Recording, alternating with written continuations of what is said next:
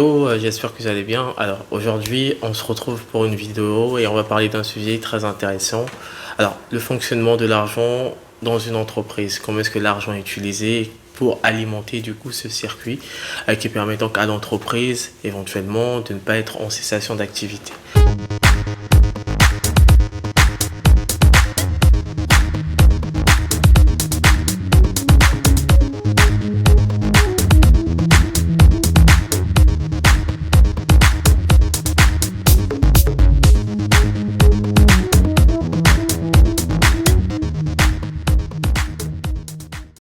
Alors, pour parler de cela, il est important donc de mettre en avant un concept très important qui est la notion de besoin en fond de roulement.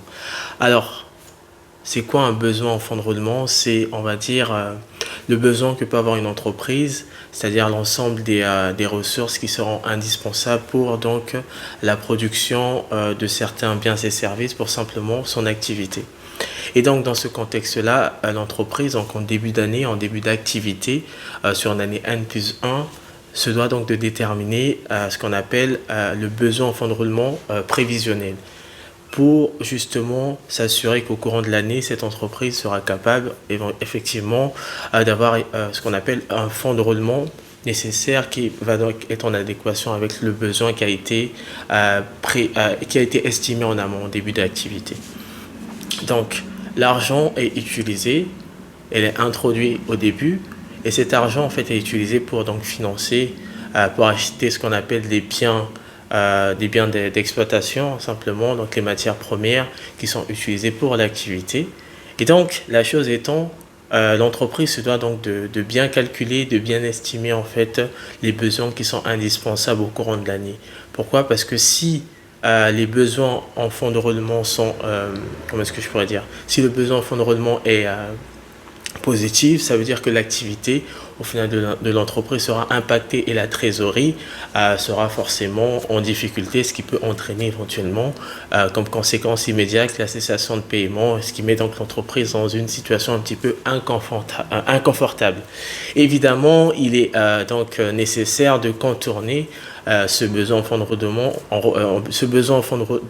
rendement, pardon, et donc pour cela, l'entreprise peut éventuellement, dans un premier temps, utiliser ce qu'on appelle faire recours à des financements auprès des banques, donc par l'intermédiaire d'un découvert bancaire éventuellement, pour avoir ce qu'on appelle une liquidité à l'instant T pour couvrir donc l'ensemble des dépenses ou des excédents de dépenses à ce niveau-là, donc ce qu'on appelle besoin en fonds de roulement.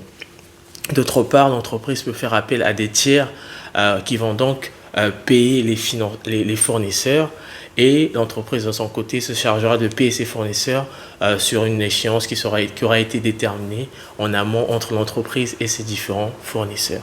Donc, pour résumer un petit peu l'objet de cette vidéo, c'était simplement pour parler de la notion de besoin en fonds de roulement et aussi de comment est-ce que l'argent est introduite et l'importance du coup de bien déterminer, de faire une prévision exacte et intéressante en termes de besoin en fonds de roulement pour justement s'assurer d'avoir un fonds de roulement nécessaire et suffisamment conséquent pour couvrir l'activité sur une année N+1 ou une année N. Voilà, ça sera tout pour cette vidéo. On se retrouve la prochaine fois pour une autre vidéo. Jusque là, porte-toi très bien.